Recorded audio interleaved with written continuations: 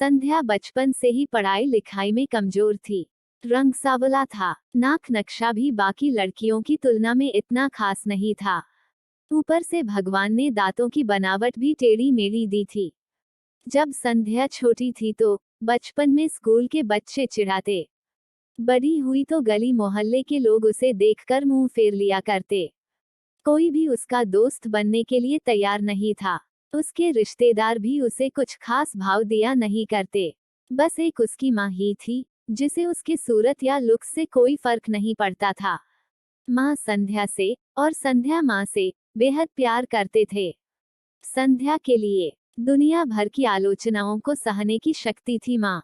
जब कोई उसे डफर बोल देता या जब कोई उसे बदसूरत बोल देता, और जब संध्या को शादी के लिए देखने आए लोग उसे बिना पसंद किए लौट जाते, यहाँ तक कि जब खुद के पापा ही उसे मनहूस बोल देते, तब माँ ही तो थी जो उसे समझाती कि लोगों के बोलने से क्या होता है, तू तो मेरी प्यारी बेटी है।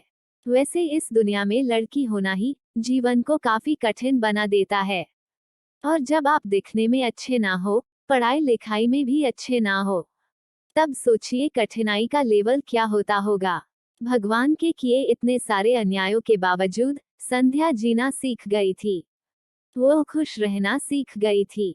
जो भी गिने चुने लोग उससे बातें करते, उन्हें चुटकुले सुनाकर हंसाया करती और खुद भी ठहाके लगाकर हंसा करती। इसके अलावा एक और बहुत बड़ी खूबी थी संध्या की, उसे खाना बनाने में बहुत मजा आता था।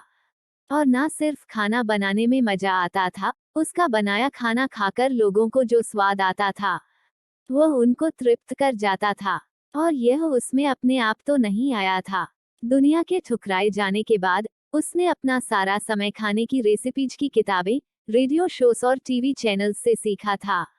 संध्या की तारीफ तो कोई भी नहीं करता, लेकिन उसके हाथों के बने खाने की तारीफ वो हर व्यक्ति करता जो उसे चखता।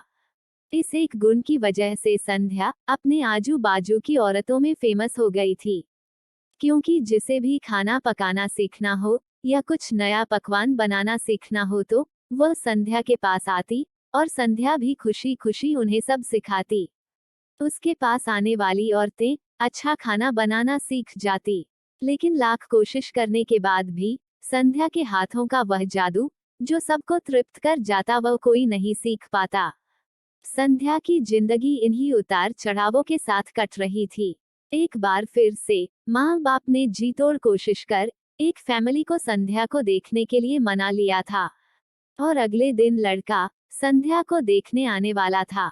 संध्या को इस बात की खबर होने पर वह दुखी और गुस्सा हो गई थी। बिना उससे पूछे पता नहीं क्यों माँ बाप लड़कों को बुला लेते थे और उसका मजाक बना देते थे। माँ ने संध्या को समझाया था कि ऐसा ही होता है, कोई भी बेटी अपने माँ बाप के यहाँ हमेशा नहीं रहती, उसे एक दिन शादी करके जाना ही पड़ता है। अगले दिन संध्या सुबह सुबह ही लड़के वालों के आने से पहले ही सज सवर कर कहीं निकल गई थी। उस दिन लड़के वाले घर आकर माँ बाप को बहुत खरी खोटी सुनाकर गए थे। वैसे भी पापा को संध्या पर हमेशा ही गुस्सा रहता था, लेकिन उसकी इस हरकत ने उनको गुस्से से पागल कर दिया। उस दिन पापा ने संध्या का सारा गुस्सा माँ पर उतार दिया था, ये कहकर कि एक मनहूस बेटी को जन्म देकर भी तुम्हारा मन नहीं भरा था, इसलिए उसको लाड प्यार देकर सर पर बिठा लिया है। हमेशा अपनी बेटी के बारे में गलत बोलने वालों से नाराज रहने वाली माँ आज खुद संध्या से नाराज हो गई थी, और वो अब संध्या के घर वापस आने की बेसब्री से राह देख रही थी, ताकि अपना गुस्सा उस पर उतार सकें। सूरज ढलने से पहले संध्या घर लौट आई थी। उसके चेहरे पर एक अजीब सी खुशी थी, हाथों में एक चेक था और एक सर्टिफिकेट भी। संध्या माँ से कुछ कहना चाहती थी, लेकिन इससे पहले कि संध्या अपने मुंह से एक भी शब्द कह पाती, माँ ने उसे खरी खोटी सुनाना शुरू कर दिया। गुस्से में माँ बोलते बोलते इतना कुछ बोल गई कि संध्या ने कभी सपने में भी नहीं सोचा था। माँ ने कहा, बाकी सभी लोग सही थे, तुम सच में मनहूस हो। तुम्हारी वजह से हर कोई परेशान है।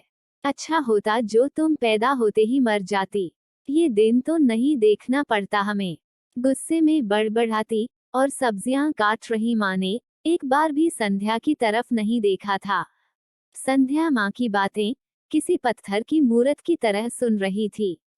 पत्थर की ऐसी मूरत जिसके शरीर में तो जान ना हो, लेकिन आंखों से आंसुओं की धारा बह रही थी। संध्या ने माँ से पूछा, माँ क्या सच में तुम भी चाहती हो कि मैं मर जाऊं? क्या इतनी बुरी हूं मैं माँ? अभी भी गुस्सा सर पर सवार होने की वजह से माँ ने कह दिया, हाँ। बिना एक पल भी सोचे संध्या ने सीधा अपने कमरे में जाकर कमरा अंदर से बंद कर लिया। 1-2 मिनट के बाद गुस्सा थोड़ा शांत होने पर माँ को अपनी गलती का एहसास हुआ तो संध्या के रूम की तरफ गई। उन्हें पता चला कि संध्या ने रूम को अंदर से बंद कर लिया है। गुस्से में कुछ कर ना ले, इसलिए माँ ने तुरंत पापा को इस बात की खबर दी। दोनों ने काफी दरवाजा खोलने की कोशिश की, लेकिन जब नाकामयाब रहे तो दरवाजा तोड़ दिया। अपने स्कार्फ से फांसी का फंदा तैयार कर संध्या पंखे से लटक रही थी। ज्यादा वक्त नहीं हुआ था, वह सिर्फ बेहोश हुई थी। माँ पापा ने तुरंत उसे पंखे से अलग किया और बेड पर लेटाया। पापा ने तुरंत डॉक्टर को फोन किया। तब माँ का ध्यान बेहोश पड़ी संध्या के हाथ में पकड़ी एक चिट्ठी और पास ही में पड़े 5 लाख के चेक और 5 स्टार होटल में शेफ की नौकरी के लिए कंफर्मेशन लेटर पर पड़ा, जो संध्या अपने साथ लाई थी। माँ और पापा ने वह चिट्ठी खोलकर पढ़ी जो उसने अभी अभी लिखी थी। चिट्ठी कुछ इस प्रकार थी, मम्मी और पापा मैं जानती हूँ, मेरे जन्म से लेकर आज के दिन तक मैंने ऐसा कुछ भी नहीं किया है जिस पर आप गर्व कर सके। लेकिन मैं आपको बताना चाहती थी कि आज मैं खाना पकाने के नेशनल लेवल कंपटीशन को जीत चुकी हूँ और यह 5 लाख का चेक मुझे प्रथम स्थान पर आने के लिए मिला था। जजीस को मेरा खाना इतना पसंद आया था कि उन्होंने मुझे एक बहुत बड़े होटल में बतौर मास्टर शेफ की नौकरी के लिए कंफर्मेशन लेटर ही दे दिया था। पूरी दुनिया मेरे खिलाफ है, मुझे इस बात का कभी भी फर्क पड़ा ही नहीं था। और ना ही बाबूजी की कड़वी बातें मैंने अपने दिल पर ली थी, क्योंकि मैं जानती थी बाहर से सख्त दिखने वाले मेरे बाबूजी अंदर से तो मुझे प्यार ही करते थे। प्यार ना करते होते तो बिना मांगे मुझे कपड़े, मिठाइयाँ, पटाखे ये सब नहीं लाकर देते। माँ के प्यार को कोई क्या बयां कर सकता है। मेरी माँ मेरे लिए मेरी सारी दुनिया थी। जब माँ मेरे साथ होती तो मुझे किसी बात की परवाह नहीं होती थी। मेरी माँ मेरे साथ थी इसलिए मुझे किसी और की जरूरत नहीं थी।